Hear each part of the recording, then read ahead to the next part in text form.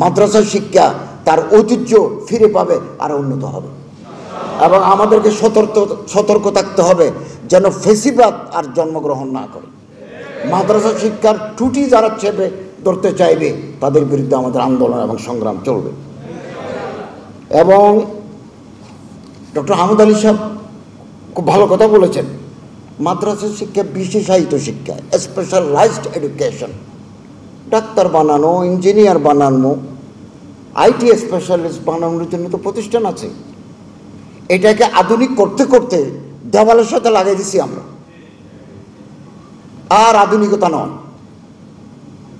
আপনাদের জানা আছে নিউ স্কিম নামে একটা মাদ্রাসা ছিল এই দেশে, নিউ স্কিম। এই মাদ্রাসা কোথায়? এখানে মাদ্রাসা বোর্ডের চেয়ারম্যান মহোদয় আছেন, নওগাঁ, রাজশাহী। নওগাঁ হাই স্কুলের উপরে সিমেন্টের খুদায় লেখা আছে নওগাঁ হাই মাদ্রাসা। রাজশাহীতে লেখা আছে, I have seen my self, আমি দেখে এসেছি। রাজশাহী হাই মাদ্রাসা, ভিতরে 6 থেকে 10 পর্যন্ত স্কুল। ইতিহাসের ছাত্র হিসেবে আমার মনের ভিতরে সংখ্যা থাকে, আলিয়া পদ্ধতির মাদ্রাসাও একদিন বিলুপ্ত হয়ে যাবে। আধুনিক করতে করতে স্পেশালাইজেশন রাখতে হবে। মেডিকেল কলেজে পড়বো, মেডিকেল কলেজে রাষ্ট্রবিজ্ঞান পড়ায়, মেডিকেল কলেজ থেকে আইটি স্পেশালিস্ট হয়। টেকনোলজি ইউনিভার্সিটিতে, টেক্সটাইল ইউনিভার্সিটিতে কি মেডিকেল পড়ায়? মাদ্রাসা মাদ্রাসা, মাদ্রাসা মানে হুজুর, মাদ্রাসা মানে দাড়ি, মাদ্রাসা মানে মৌলবী, মাদ্রাসা মানে টুপি। এই আধুনিকতা অতিমাত্রিক, আমি আধুনিকতার বিরোধী নই, অতিমাত্রিক আধুনিকতা আমাদের কোনো শেষ করে দিবে কিনা ভাবতে হবে। আমি আপনাদের আরও বলি, আমি কলিকাতা আলিয়া গেছি, মাদ্রাসা ভিজিট করে আসলাম, প্রিন্সিপালের কাছে গেলাম। Doctor Tanvir Ahmad Siddiqui, the then principal of Kolkata Aliah. ওনার দেখে মনে হয় না উনি মাদ্রাসার ব্যাকগ্রাউন্ড, শার্ট প্যান্ট গায়ে দেওয়া, কিচ্ছু নেই। আমি পরিচয় দিলাম, আমি তখন কলেজের শিক্ষক, খুব ভালো ভালো ব্যবহার করেন। ছাত্রাবাসে গেলাম, আপনি আশ্চর্য হবেন, কোনো ছাত্রকে দেখে আপনার ভাববার কারণ নাই এর as a Madrasa student. College ইউনিভার্সিটির মতো পোশাক। আমরা বিশ্ববিদ্যালয়ের ছাত্র, আমরা কলেজে মাস্টারি করেছি আমি 26 বছর। আমি চিন্তা করলাম যে কী হলো, এখন আধুনিক করতে করতে কলিকাতা আলিয়া বলতে এখন কিছু নাই। This institute has convert into Aliah university. আমাদের মাদ্রাসা শিক্ষা বাঁচাতে হবে। আমি আপনাদের খেদমতে সে আবেদন করতে চাই। এবং ডক্টর হেদায়েতুল্লাহ সাহেব চমৎকার কথা বলেছেন, ব্র্যান্ডিং ক্রাইসিস বলেছেন। ফাজিল কামিল স্তরের শিক্ষার্থী তীব্রভাবে কমে যাচ্ছে, নাই কোনো মাদ্রাসায় নাই। কামিল পাস করার পরও শিক্ষার্থীরা আরবি ভারত পড়তে পারে না, এটা আপনারাই বলেছেন। মাদ্রাসার শিক্ষিত আলেম ওলামারা সন্তানদের মাদ্রাসায় দেন না, একান্ত বাস্তব। অতএব আমরা ভাবি এইরকম সেমিনার, আজকের এই সেমিনারটা অত্যন্ত গুরুত্বপূর্ণ।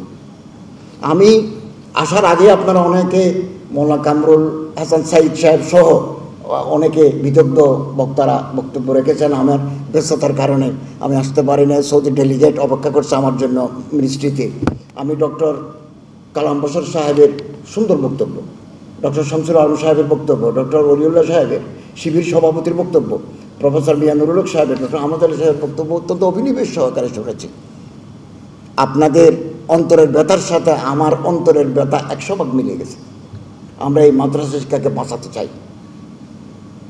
এবং এক জামানায় ছিল মাদ্রাসার ছাত্র যদি বিসিএসের ভিতরে কোথাও দাখিল আলেম থাকে তারা আর প্রমোশন দেয় না। আমরা একসাথে মাদ্রাসায় পড়ছি, আমার জুনিয়র, ওনাকে জয়েন্ট সেক্রেটারি থেকে বিদায় করে দিয়েছি কেবল মাদ্রাসার থাকার কারণে। পরে আমরা এই গভর্নমেন্ট এসে ওনারা এডিশনাল সেক্রেটারি করে দিয়েছি। এখন আমার মন্ত্রণালয় আজকে একজন এডিশনাল সেক্রেটারি আমি বিদায় দিয়ে আসছি, ওনার আজকে চাকরি শেষ। জনপ্রশাসন মন্ত্রণালয়ে আমরা লিখেছি আমাদের এডিশনাল সেক্রেটারি দরকার। তিনি বলেন আপনার কোনো লোক থাকলে বলেন না, আমার তো লোক নাই। বিগত 15-18 বছর এই সমস্ত মাদ্রাসার ব্যাকগ্রাউন্ডটা তো ঢুকতে পারে নাই। বিরাট ভ্যাকুয়াম, বিরাট গ্যাপ তৈরি হয়ে গেছে। ইনশাআল্লাহ মন খারাপ করে কোনো কারণ নাই, এই গ্যাপ আমরা ইনশাআল্লাহুল আজিজ আগামী দিনগুলোতে পূরণ করে নেব। এবং এই শিক্ষা ব্যবস্থাকে বাঁচাতে হবে, তার আর ঐতিহ্য ফিরবে। এই আলিয়া মাদ্রাসা থেকে এমন ছাত্র বেরিয়েছে যারা শামসুল উলামা বেলায়েত হোসেনের মতো মানুষ, কত বড় বড় আলেম আলিয়া পদ্ধতি থেকে বেরিয়েছে। এই ঐতিহ্য আমাদের ফিরে পেতে হবে এবং আমরা হতাশ হব না, আশাবাদী হব। আল্লামা ইকবালের একটা কবিতা পড়ে আমি আমার কথা শেষ করব। না উম্মীদ ন হো আই ইকবাল আপনি কিস্তে বয়রা আছে, যারা নম হো তো ইয়ে মিট্টি বড়ে জরখায় জহে সাথে। আমার জমিনে ফসল হয় না, ওয়ারানা হয়ে গেছে, তাই বলে কি আমি বাগান ছেড়ে চলে যাব, আমার জায়গা ছেড়ে চলে যাব? না উম্মীদ ন হো আই ইকবাল আপনি কিস্তে বয়রা আছে, আমার জমিন আমার বিঠা ওয়ারা হয়ে গেছে। যারা নুম হতো ইয়ে মাটি বড়ে জরখায় জহে সাথে, একটু পানি দিতে পারলেই নতুন ফসল হবে, নতুন ফুল ফুটবে, ফলে ফুলে সমৃদ্ধ হবে। আসুন না আমরা সবাই মিলে এই আমাদের কিস্তে ময়রাকে আমরা একটা সরসব্জ সাদাব বাগানে পরিণত করি। আপনারা বলেছেন শিক্ষা ব্যবস্থাটা আসলে আমার মন্ত্রণালয়ের অধীনে নয়, এটা শিক্ষা মন্ত্রণালয়ের অধীনে। এই ইবতেদায়ী মাদ্রাসার জন্য আমি 4টা আর্টিকেল লিখেছি। আপনারা জানেন 2019 সাল থেকে দৈনিক নয়া দিগন্তে আমি মাসে 4টা করে পোস্ট এডিটোরিয়াল লিখতাম, মাদ্রাসা এডুকেশন নিয়েও লিখেছি ওখানে। তারপরেও আপনারা যখনই ডাকবেন আমি ইনশাআল্লাহ আজিজ এই আলিয়া মাদ্রাসার ইবতেদায়ী মাদ্রাসার উন্নয়নের জন্য আমার পক্ষে যতটুকু করা সম্ভব ইনশাআল্লাহ আজিজ আমি সে দায়িত্ব পালন করব। এবং মাদ্রাসা কারিগরি বিভাগের যিনি সচিব আছেন ফখরুল সাহেব না, খবরুদ্দিন, ওনার সাথে উনি সচিব হওয়ার আগেও আমার সাথে পরিচয়। উনি অনেক মেহনত করেছেন এই শিক্ষা ব্যবস্থা নিয়ে, একেবারে একটা মতবাদিল একটা শিক্ষা কাঠামো উনি দাঁড় করেছেন। ওনার সাথেও আমার যোগাযোগ আছে। আমরা চেষ্টা করব, আন্তরিকভাবে চেষ্টা করব, যেখানে আমাদের করা দরকার সেই ব্যবস্থা আমরা করব। আপনাদের সহযোগিতা চাই, হতাশ হবেন না, না উম্মিদ হবেন না। ইনশাআল্লাহ আজিজ আলিয়া পদ্ধতির মাদ্রাসা ইতিহাসে made a great contribution to the society and the state. আগামী দিনেও তারা এই আলিয়া পদ্ধতির মাদ্রাসার ছাত্ররা উল্লেখযোগ্য অবদান রাখবে। বিশেষ করে তামিরুল মিল্লাত মাদ্রাসা খুব সোনালী অবদান রেখে চলেছেন। তাদের পঠন পাঠন, তাদের ওয়াজা কথা অত্যন্ত চমৎকার। আমি যাব, আমি দেখতে যাব। আমি ডক্টর খলিল রহমান মাদানীকে বলছি যে আমি সুযোগ করে একবার তামিরুল মিল্লাত মাদ্রাসা ঘুরে আসবো।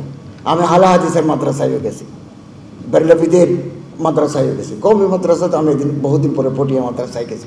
আমি সব জায়গায় যাব, আপনাদের সহযোগিতা চাই। আমরা যতদিন দায়িত্বে আছি ইসলাম মুসলমান দ্বীনের খেদমতে আমরা নিয়োজিত থাকবো। আল্লাহ তাআলা তৌফিক দান করুন, আমিন। ও আখিরু দাওয়ানা আলহামদুলিল্লাহি রাব্বিল আলামিন।